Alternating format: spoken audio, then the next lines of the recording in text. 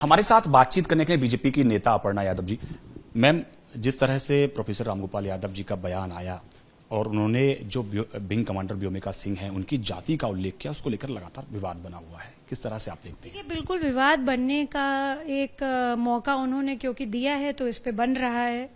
और मैं नहीं समझती हूँ कि सार्वजनिक मंचों पे किसी को कास्ट बेस्ड पॉलिटिक्स करनी चाहिए। खुद ही पार्टी इंडी गठबंधन कहता है भाई जो है बीजेपी पहले जाति जनगणना नहीं करवा रही थी, कास्ट बेस्ड पॉलिटिक्स करती है, फलाना करती है, ढिमकाना करती है, और खुद ही उनके बड़े जो नेता हैं उस प्रकार का बयान देते हैं उस लड़की के लिए, उस बेटी के लिए भारत की, जिसने जो है ऑपरेशन सिंदूर को लीड किया है। आप किस प्रकार की बात करते हैं? तो दोहरा चरित्र तो ये लोग खुद दिखाते हैं। दूसरी बात मैं बोलना चाहती हूँ कि वो एक वरिष्ठ और सीजन्ड पॉलिटिशियन है, उनसे इस प्रकार के अविवेकपूर्ण बयान की अपेक्षा नहीं की जाती है। उन्होंने क्या, उनकी ऐसी बात रही होगी या किसने उनको सजेशन दे दिया, ये अब बात की बात हो गई, उनके मुख से निकल गया ये बात हो चुकी है और ये मीडिया के माध्यम से, आप लोगों के माध्यम से हम सबके पास आ गया है। तो देश देखिए हमारा राम को मानने वाला है, हम लोग चरित्रवान देश हैं, हम लोग एक ऐसा देश है जहां पर हम आज भी नारियों का बहुत सम्मान करते हैं। हम हमेशा कहते हैं कि यत्र पूजन्ते नारी तत्र रम्यन्ते देवता। तो ऐसे देश में, और वो भी उस बच्ची के लिए, उस भारत की बिटिया के लिए जिसने जो है इतना बड़ा वो शौर्य का प्रतीक बनी, विंग कमांडर के साथ साथ उसने ऑपरेशन सिंदूर को भी तो लीड किया।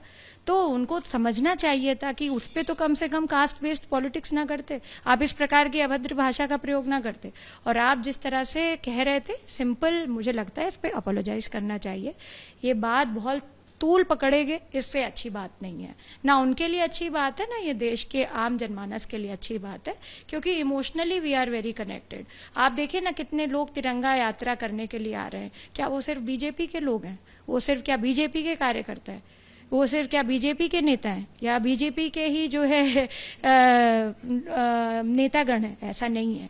लोग अपने आप आ रहे हैं, लोग अपने आप जुड़ रहे हैं, और ये इसलिए है क्योंकि हमारे लिए देश पहले है, हमारे पास सारे एजेंडे बाद में, हमारे लिए राष्ट्र पहले है। लेकिन मैम, आप तो उनसे माफी की मांग कर रही हैं, लेकिन वो तो सफाई दे रहे हैं, कह रहे हैं कि मैं तो, मेरा कॉन्टेक्स्ट दूसरा सा कहना चाह रहा था कि बीजेपी के नेता जो हैं वो कर्नल सोफिया कुरैशी को मुसलमान होने के चलते टारगेट करते हैं। उत्तर प्रदेश में जाति की पॉलिटिक्स हो रही है, जाति को देख के एनकाउंटर, ट्रांसफर पोस्टिंग। आप बताइए ये किस तरीके की, फिर मैं कहूंगी अविवेकपूर्ण बात है।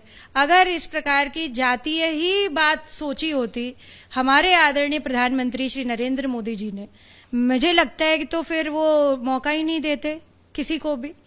वो तो सोचते कि भाई किसी और को मौका देना चाहिए, पर ऐसा तो नहीं किया ना। आदरणीय प्रधानमंत्री जी दूरगामी सोच रखते हैं, वो अपनी क्षमता के साथ साथ हमेशा ये रियलाइज कराते हैं कि हमारी बेटियां भी उतनी ही सक्षम है, उतनी ही हमारी महिला फोर्स जो है सक्षम है जितना कि पुरुष वर्ग है।